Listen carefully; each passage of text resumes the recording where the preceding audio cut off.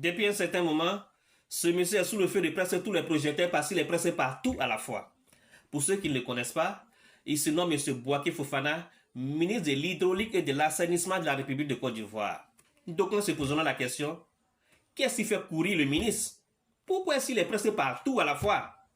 Bien avant, à mon même niveau, de vous donner une réponse à cette question, je vais de façon ramassée vous faire la chronologie de certains faits de cet homme qui force moi mon admiration.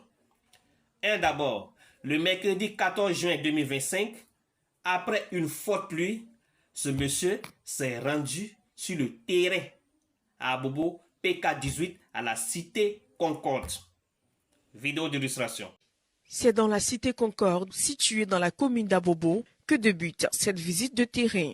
En tête de file, le ministre Bouaké Fofana venu constater l'ampleur de ce ravin de plus de 5 mètres de profondeur, creusé par les pluies diluviennes depuis plusieurs mois. Une avancée inquiétante qui menace la quiétude et la sécurité des riverains. Je voudrais en tout cas rassurer d'abord les résidents, les populations, que le gouvernement a pris en main cette question. Le Premier ministre a donné des instructions claires, aussi bien à moi-même qu'à mon collègue de la construction. Là, la Banque mondiale a accepté exceptionnellement que l'entreprise qui a déjà travaillé pour nous ici à Abobo, du côté de Notre, vienne directement, sur la base des études, commencer le travail pour arrêter l'évolution de l'érosion et sauver, n'est-ce pas, les premières maisons. Deuxième étape de la visite du ministre, cité Fondation à Angré. Vidéo d'illustration. Le ministre a également fait une escale dans le quartier Fondation Angré, où il a pu constater l'état d'avancement des travaux d'assainissement en cours. Vous serez venu ici il y a 2, 3, 4 ans, en saison de pluie. Même la clôture, vous ne la verriez pas. On avait des hauteurs d'eau de 2 mètres de poussière. Ce qui a fait que même les immeubles qui sont autour ont été désaffectés parce que c'était impossible.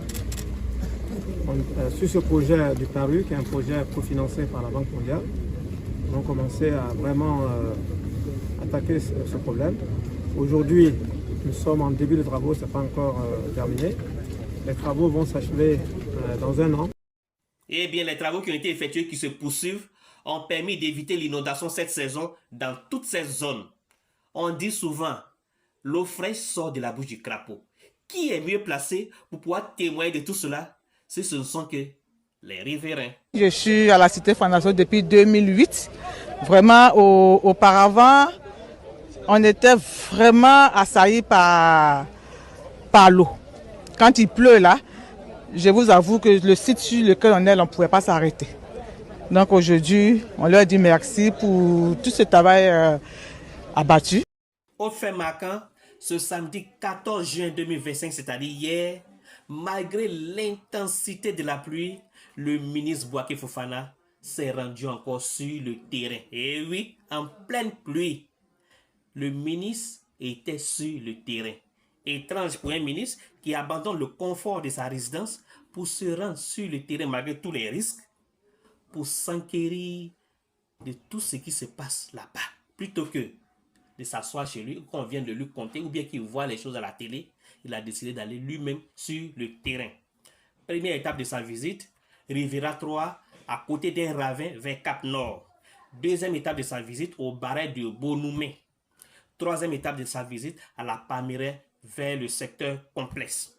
Tout cela pour apporter le soutien, le confort et compassion du gouvernement. Il en a aussi profité pour donner des sages conseils aux riverains qui habitent dans les zones à risque. Il les a invités à la vigilance et à la prudence pendant ces saisons de pluie. Alors, pour répondre à la question de ceux qui veulent savoir qu'est-ce qui fait courir le ministre, qu'est-ce qu'il recherche, c'est très simple.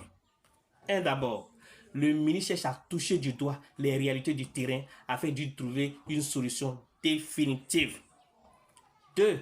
Se rassurer de l'état d'avancement des différents travaux qui ont été lancés afin d'améliorer encore plus les conditions de vie des populations. 3. S'inscrire dans un élan de solidarité. 4. Sensibiliser la population. 5. Montrer à la population vivant dans les zones à risque que l'État ne les a pas oubliés, que l'État est à leur côté, que l'État se soucie d'eux, que l'État cherche au quotidien à améliorer leurs conditions de vie. 6. Annoncer des projets futuristes. Vidéo d'illustration. C'est un grand projet. On va partir d'ici jusqu'à Bonouma. On va faire une retenue d'eau ici. On va en faire dans notre barrage qu'on appelle le B13, le barrage 13. Ensuite, on va élargir un peu, augmenter la capacité de Bonouma, de sorte qu'on n'ait plus vraiment d'inondation autour. Et puis, on va faire un aménagement paysager sur tout le parcours, n'est-ce pas, de l'eau. On va faire des passages à piétons, on va engazonner, on va faire des aires de jeu pour rendre le cadre de vie des populations le plus agréable possible. 7. Redonner le sourire. Les attentes des populations restent fortes, mais l'espoir renaît grâce à ces travaux du projet paru. Grâce au ministre et au gouvernement, vraiment, nous sommes fiers. Nous sommes fiers de les avoir avec nous parce que vraiment actuellement, nous dormons tranquillement. Sans commentaire, les images valent mieux que les paroles. Quoi de plus normal que cet homme continue de forcer mon admiration? Vieux père, continue sur cette lancée. C'est ce qu'on vous demande. Être des hommes de devoir. Être des patriotes dans l'âme. Igor Gomé vous salue avec respect.